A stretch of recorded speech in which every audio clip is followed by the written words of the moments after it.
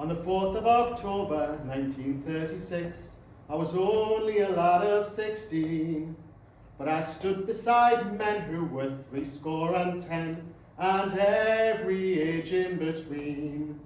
We were dockers and teachers, postmen, engineers, and those with no jobs to do.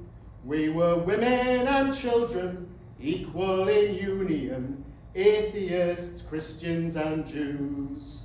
And we had so much to lose.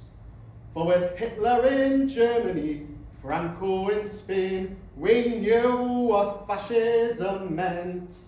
So when Mosley came trouncing, denouncing the Jews, to the east end of London we went.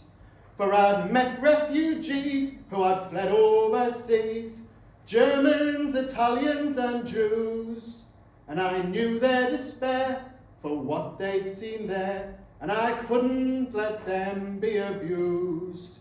We had so much to lose. Now 3,000 fascists, their uniforms black, had set out to march on that day, and 6,000 policemen intended to greet them by making clear the way.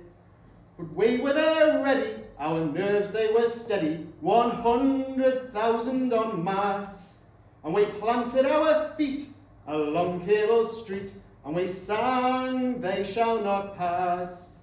We sang, "They shall not pass." Then all us young lads were sent to their side streets to stop the police breaking through, and with swift hands we made strong barricades out of anything we could use. And they came to charge us, but they couldn't barge us with fists, buttons, and hooves. With as good as we got, we withstood the lot, for we would not be moved. We would not be moved. And yes, there was violence, and yes, there was blood, and I saw things a lad shouldn't see.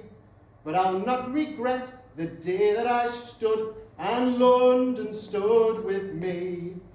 And when the news spread that the day had been won, and Mosley was limping away, there were shouts, there were cheers, there were songs, there were tears, and I hear them all to this day. And we all swore then we'd stand up again for as long as our legs could, and that when we were gone, our daughters and sons would stand where we stood. What this was the first time I'd heard two tiny words said by every woman and man. Now I say them still, and I always will. No pass around.